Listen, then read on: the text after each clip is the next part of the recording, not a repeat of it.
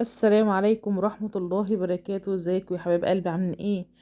تعالوا كده عشان نعمل مع بعض ازاي نعمل الطماطم اللي هي الصلصة بكل سهولة لشهر رمضان. كل سنة وانتم طيبين. يلا يا حبايب قلبي نبدأ.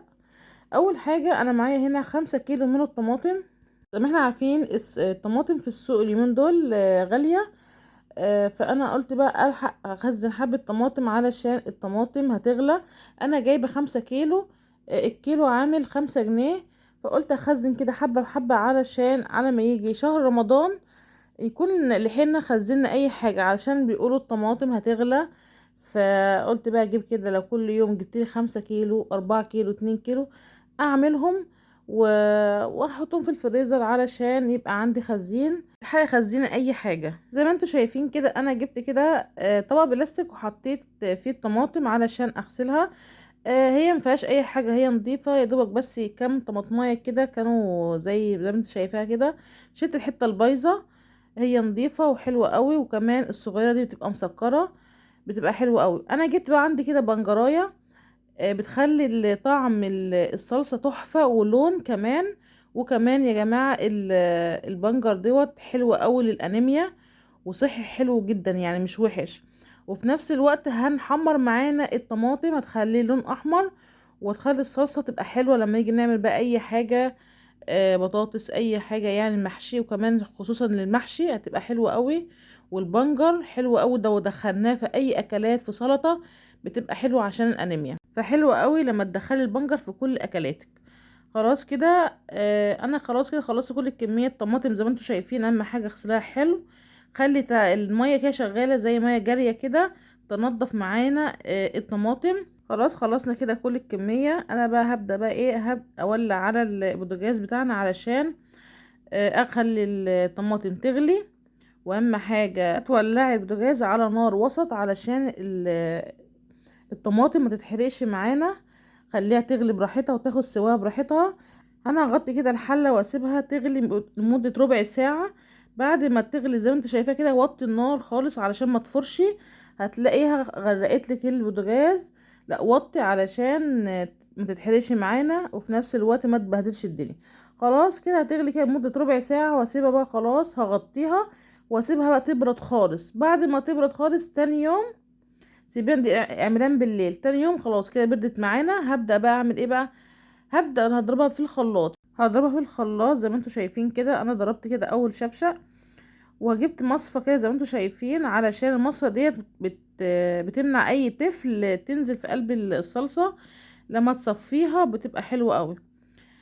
شايفين البنجراية خلت معايا الطماطم حلوة قوي وحمرة جميلة. فخلاص خلي كده ايدك مستمرة. لما تلاقي كده التفل كده خلاص بدأ يتصفى خالص، ارمي التفل بقى واشطفي تاني المصفى. واغسليها. بعد ما تغسليها هتعملي كمان يعني كمان مرة ان انت هتصفي تاني يعني عشان يبقى معاكي بكل سهولة. اغسلي المصفى اول باول كده. اضربي بقى كل الكمية طماطم واحدة واحدة. حاولي ما تزوديش مية، عشان كل ما تزودي مية لما تضربي الطماطم في الخلاط لما تيجي تغليها على النار هتاخد وقت اكتر. فانت حاولي اضربي الطماطم وما تزوديش ميه كتير، يا دوبك بس الخلاط يمشي معاكي يضرب معاكي يبقى حلو قوي تمام.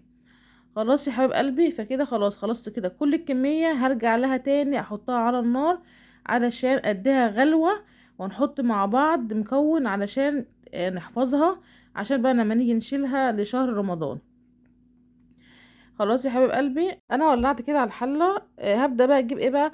هجيب 4 معالق من السكر كده. ايوه السكر هيخليه طعم الصلصه حلوه، وكمان ماده حافظه. السكر دي ماده حافظه للصلصه. وكمان حطيت معلقتين من الملح. هقلب بقى كده المكون كده احنا حطيناه السكر والملح، وهنقلبها كده تقليبه حلوه ونسيبها بقى تغلي. اهم حاجه لما تغلي برضو على نار وسط، علشان بيعمل زي رغاوي زي ما انتوا شايفين كده. هتلاقي برضو البوتاجاز اتغرق معاكي وكل الصلصه دي وقعت. وطي النار خالص، وبعد ما تغلي كمان حوالي 10 دقايق زي ما انتوا شايفين كده. خلاص كده غليت كده خلاص تمام. اطفي بقى عليها وسيبيها بقى تبرد براحتها زي ما انتوا شايفين كده. خلاص كده بردت معايا زي ما انتوا شايفين كده بقت حمر معانا الصلصة. البنجرايه هنا بتخليها تحفه تحفه تحفه. انا جبت كده خلاص اكياس عشان اعبيها. شوفي بقى المعيار اللي انت بتحبي يعني تعايري بيه. انا كده المعيار بتاعي بعبي كده كوبايتين ونص على قد الاستخدام بتاعنا. شوفي انت بقى استخدامك ايه وعبيه. خلاص يا حبيب قلبي، لو هتعملي بقى محشي اكيد هتخلي بقى كيس كبير كده. يعني لو انت بتحطي كوبايتين ونص خليه 5 كوبايات، عشان المحشي زي ما انتوا عارفين بتحب الصلصة كتير. انا جبت كده زي ما انتوا شايفين 5 كيلو، هعمل لي كمية حلوة. انت لو كل يوم جبت 2 كيلو 3 كيلو من الطماطم، مش هتاخد معاكي وقت، وان شاء الله على ما يجي شهر رمضان نكون جمعنا حبة طماطم حلوين للصلصة. علشان زي ما انتوا عارفين رمضان بنستخدم طماطم كتير. خلاص يا حباب قلبي، كده بعد ما خلاص خلصت كل الكمية اللي معايا، عمل لي حوالي 6 اكياس من الصلصة. زي ما انتوا شايفين من 5 كيلو عمل لي 6 اكياس. بسم الله ما شاء الله، حمرة حمرة زي الصلصة اللي احنا بنشتريها من بره. يلا يا حبايب قلبي، لو عجبكم بقى الفيديو ما تنسوش تشتركوا في القناة وفعلوا الجرس علشان يوصلك كل جديد. واحلى لايك احلى اخوات في الدنيا، والسلام عليكم ورحمة الله وبركاته.